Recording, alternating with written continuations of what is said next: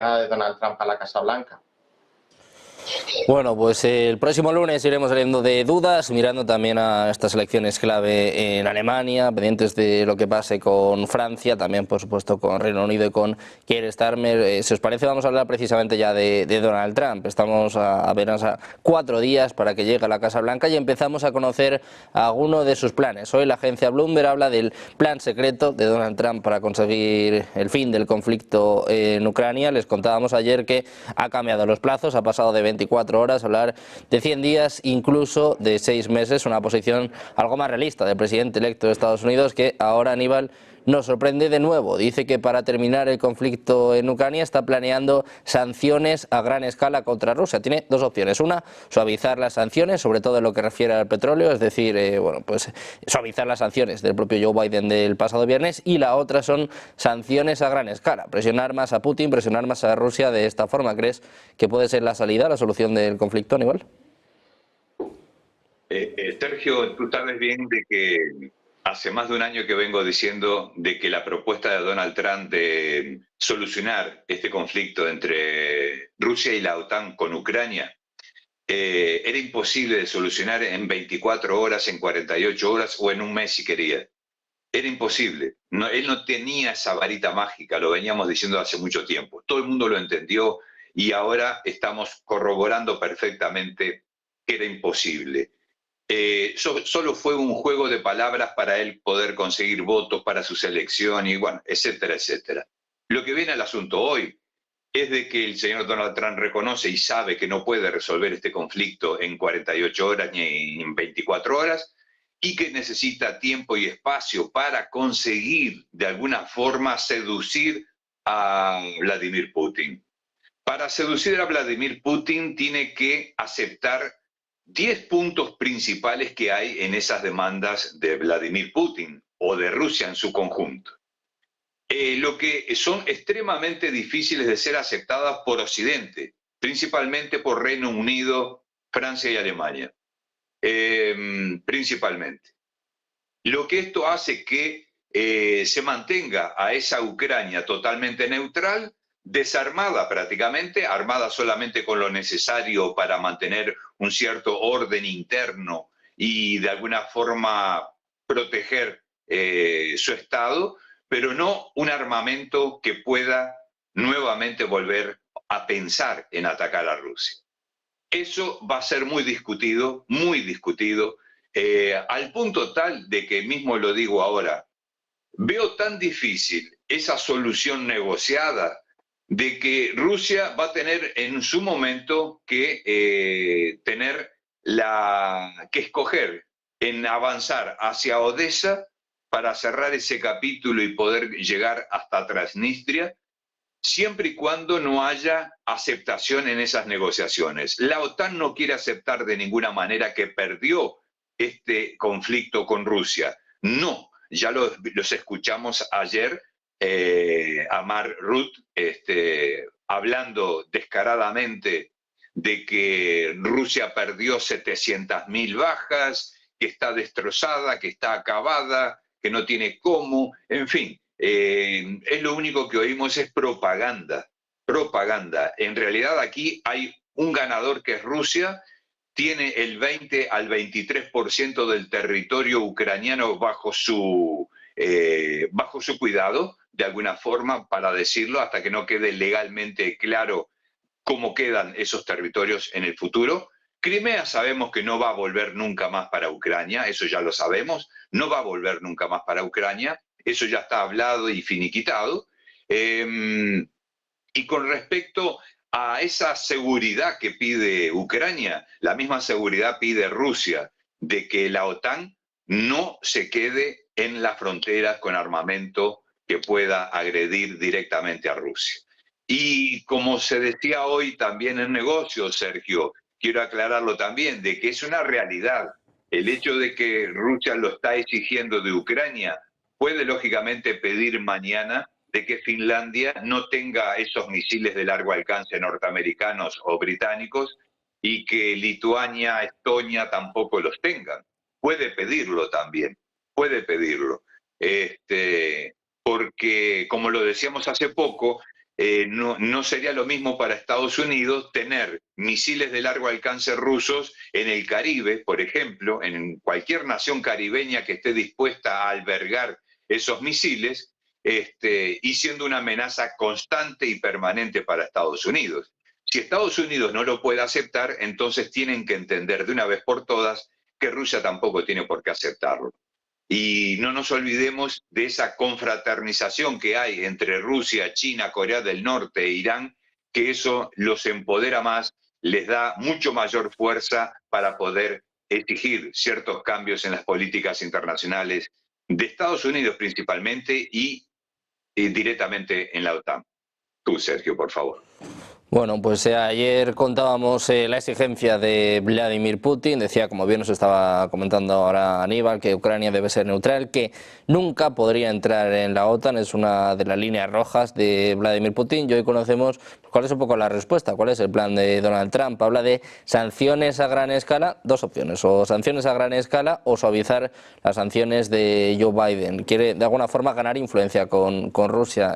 Orella, José Luis, te quiero preguntar por esto, ¿puede ser una forma de que Trump consiga cerrar este conflicto o va a tener que utilizar más la mano izquierda?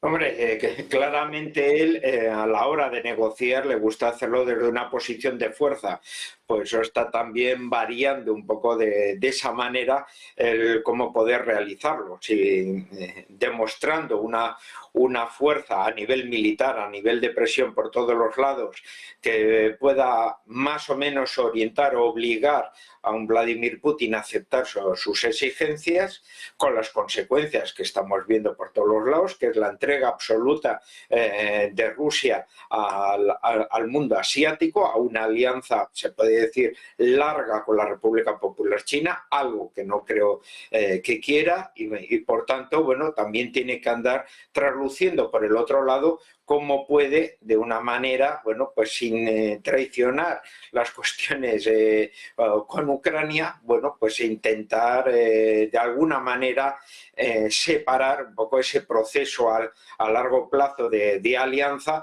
para poderse atraer un poco esa particularidad. Teniendo en cuenta además en el momento actual que, bueno, pues los avances que está teniendo el ejército ruso en el frente ucraniano tampoco urge una negociación para allá. O sea, a los rusos les está yendo muy bien, los ucranianos carecen de reservas militares para poder afrontar, y los ataques masivos que están teniendo por toda la línea de frente está permitiendo a los rusos que, si disponen de más tiempo, bueno, pues puedan absorber los territorios perdidos en Kursk y puedan finalizar, bueno, pues todo el control del Oblast del Donetsk, e incluso, bueno, pues como bien se decía anteriormente, ampliar su influencia al resto de las áreas en dirección al Dniester, ¿no? Incluso poder cruzarlo en dirección a la Transnistria, o incluso por el otro lado, bueno, intentar realizar una labor en pinza hacia Kharkov, ¿no? Y por tanto controlar casi la totalidad del mundo rusófono de esa parte oriental de Ucrania, que es la parte económicamente además más valiosa, con mayor demografía, etcétera. O sea, la Ucrania soberana que quedase sería una Ucrania más bien reducida, muy vinculada al mundo europeo occidental, pero claramente, incluso aunque se integrase internacionalmente a nivel de la OTAN, sin ningún tipo de posibilidades ni industriales ni económicas para poder sostenerse, ¿no? O sea, necesitaría plenamente un apoyo internacional continuo debido a esa ausencia. O sea, habría que reconstruir el país entero un poco de esa manera.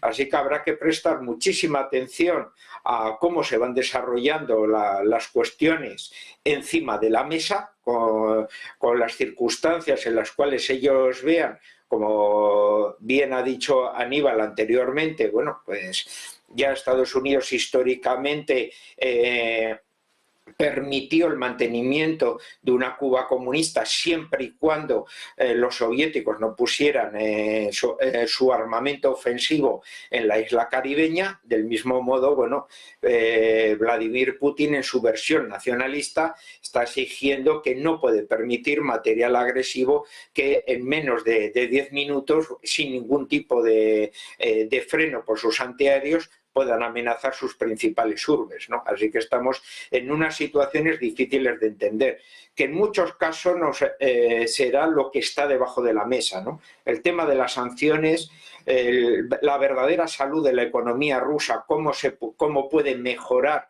en ese aspecto, pero si le interesa a Estados Unidos que no esté tan vinculada al mundo chino. Estamos hablando, por ejemplo, del tema del litio, estamos hablando, por ejemplo, del carbón de coque, estamos hablando de las tierras raras, o sea, estamos hablando de muchos materiales de gran interés para la economía del futuro, que Ucrania era uno de los países que por su extensión más tenía en Europa, y que ahora gran parte de esos depósitos, bueno, están en manos de las autoridades militares rusas, ¿no? Entonces, bueno, pues igual Estados Unidos va a tener una negociación por encima de la mesa, que es la que más o menos nos atrevemos a hablar los demás, pero luego igual va a ser mucho más interesante, de la cual nos enteraremos pues a nivel de los historiadores en el futuro, la siguiente generación, qué es lo que se ha negociado bajo la mesa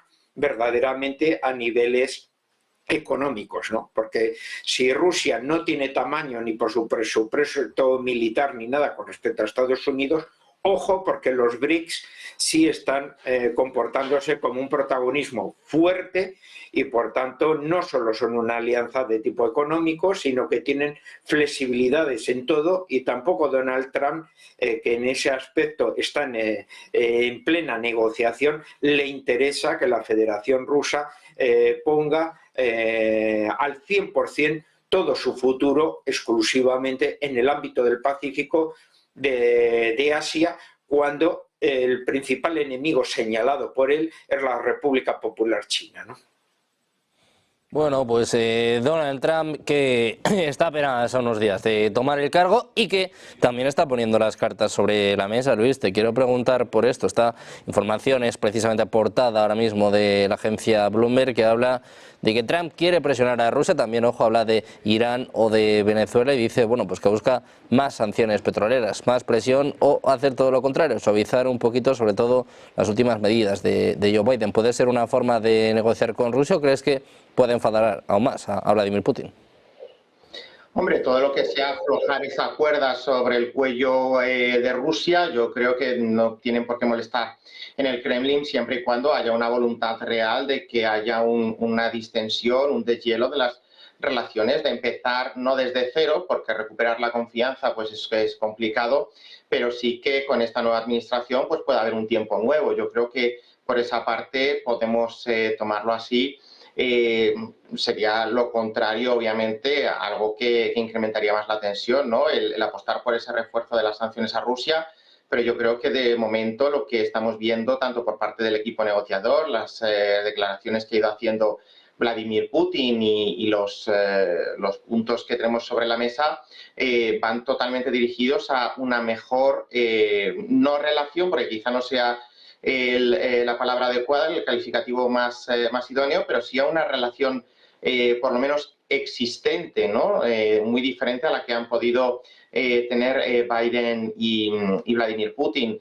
Respecto a Irán o Venezuela, la cosa cambia porque evidentemente tenemos ahí una figura bastante interesante, por cierto, que es la de Marco Rubio, que es el que está llamado a ser secretario de Estado, responsable de la política exterior, y que, bueno, por una cuestión personal de pertenencia familiar, no creo que su intención vaya a ser darle aire al régimen de Maduro y mucho menos tampoco al régimen de Díaz-Canel, precisamente porque en su trayectoria política ha abogado por todo lo contrario, por la firmeza, por la democratización de Cuba y por extensión también de Venezuela, ¿no? Esta llamada, o lo que en otro tiempo se llamó el ALBA, ¿no? Ese proyecto que se intentó construir desde el bolivarianismo, que incluía a Venezuela, incluía a Cuba y algún otro país, pues ha demostrado que es algo fracasado. En la propia economía, tanto en Cuba como en Venezuela, pues están como están. Tampoco vamos a descubrir ahora la pólvora ni el fuego, porque salta a la vista. Las libertades, los recursos de los que tiene a su disposición la población, pues son más bien escasos, ¿no? Y otra cosa es lo que suceda con Irán. Aquí tenemos que introducir en la ecuación de Irán lo que pueda suceder en esa futura Siria, lo que pueda suceder entre Israel y Gaza y lo que pueda suponer también en cuanto a quebraderos de cabeza la posición en el Líbano, las incursiones que Hezbollah pueda llevar a cabo o lo que pueda suceder en algún otro punto de ese mare magnum que es Oriente Medio, ¿no? Que muchas veces es un polvorín y nos da sorpresas periódicas, ¿no? Y aparte de eso también los juicios con Netanyahu, porque tampoco hay que olvidarnos que el primer ministro israelí pues tiene sus desavenencias también con la justicia e incluso dentro del propio país hay voces muy veladas y manifiestas incluso que piden la dimisión del primer ministro y no dentro de mucho habrá también unas elecciones en Israel que seguramente pues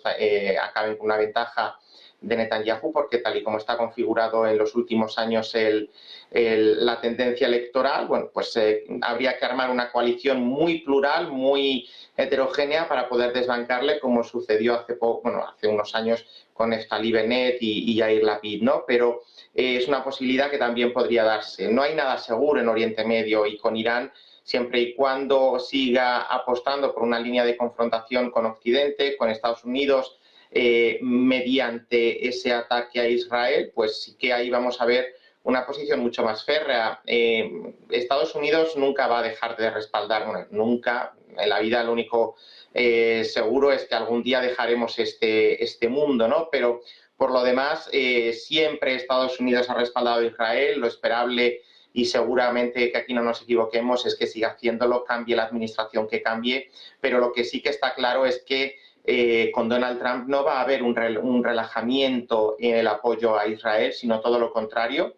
Y nada más que hay que ver a esa otra figura, que también tiene una trayectoria bastante curiosa, Mike Huckabee, que es el que está llamado a ser nuevo embajador en Israel y que incluso ha cuestionado la propia existencia de Palestina como tal y ha hablado pues de Judea, Samaria, refiriéndose un poco más en términos bíblicos y no comparte para nada esa solución de los dos estados que es la que promueve la sociedad internacional, ¿no? Yo creo que por mucho que haya una conexión entre todas estas latitudes, al final cada una debe ser comprendida con toda su complejidad, como diría Ortega, ella y sus circunstancias, y lo que está claro es que Donald Trump va a apostar por una posición mucho más firme en cuanto, o lo que es lo que se espera, en cuanto a Cuba y a Venezuela. Habrá que ver. Ahí sí que es verdad que yo creo que puede haber un poco más de incertidumbre, pero tampoco mucha respecto a lo que pueda suceder en Oriente Medio y mucho menos en cuanto a Ucrania, porque ya hemos hablado mucho de ello y habrá que también esperar. Esta incertidumbre es lo que nos toca hasta dentro de 4 días, que empecemos a ver cómo la administración Trump 2 se va desplegando y va poniendo en marcha todo aquello que ha ido prometiendo en campaña, que es lo que le ha hecho ganar las elecciones y a partir de ahí pues podremos entrar a valorar, pero seguro que no nos deja indiferente y nos da más de una sorpresa. Bueno, pues más de una sorpresa seguro que trae debajo del brazo Donald Trump. Y antes de terminar, muy rápido, Aníbal, te quiero preguntar por Francia y por Reino Unido. Lo comentábamos antes, están hablando de nuevo de enviar tropas a Ucrania. ¿Es una forma también de ponérselo más complicado a Donald Trump? Sí, eso es ya la norma que tienen este tipo de gobierno que tenemos en Occidente, llevando a cabo órdenes prácticamente del grupo Biden o de quien está detrás de Biden. Sigo insistiendo, hasta el último día antes de asumir Donald Trump, la zancadilla va a ser hecha y va a ser efectiva, ¿no? Va a ser lo más difícil para que se le pueda complicar más la situación a este señor Donald Trump. lamentablemente. Y más todavía con esta idea de implantar ese grupo de soldados franceses y británicos en territorio ucraniano, supuestamente para preservar la paz. Pues vamos a ver qué sucede con Francia, con Reino Unido, con Donald Trump y sobre todo pues con esta tensión en Ucrania que sigue creciendo a pesar de que el 20 de enero tengamos cambio de liderazgo en Estados Unidos. Muchísimas gracias a los tres por estar con nosotros, Aníbal, Luis, José Luis, un placer, como siempre, teneros por aquí. Muchísimas gracias, muy buenas tardes, un placer como siempre. Buenas tardes. Nosotros que pasamos de la geopolítica a volver a echar un vistazo a los